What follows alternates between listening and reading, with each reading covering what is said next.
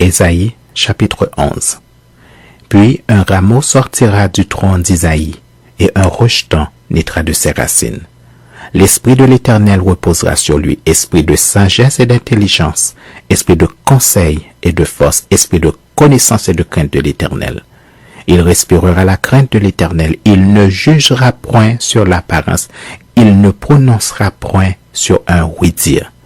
Mais il jugera les pauvres avec équité, et il prononcera avec droiture sur les malheureux de la terre. Il frappera la terre de sa parole comme d'une verge, et du souffle de ses lèvres, il fera mourir le méchant. La justice sera la ceinture de ses flancs, et la fidélité la ceinture de ses reins. Le loup habitera avec l'agneau, et la panthère se couchera avec le chevreau.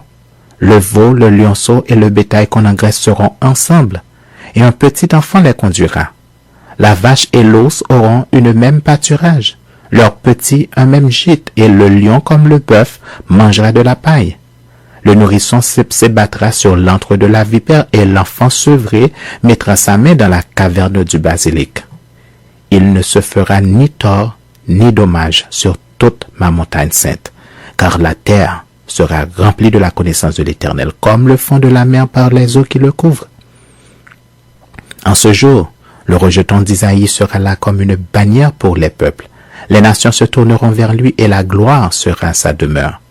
Dans ce même temps, le Seigneur étendra une seconde fois sa main pour racheter le reste de son peuple dispersé en Assyrie et en Égypte, à Patros et en Éthiopie, à Élam, à Shinéar et à Hamath et dans les îles de la mer.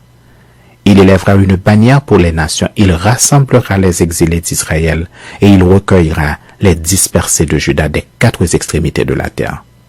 La jalousie d'Éphraïm disparaîtra et ses ennemis en Juda seront anéantis. Éphraïm ne sera plus jaloux de Juda et Juda ne sera plus hostile à Éphraïm. Ils voleront sur l'épaule des Philistins à l'Occident. Ils pilleront ensemble les fils de l'Orient.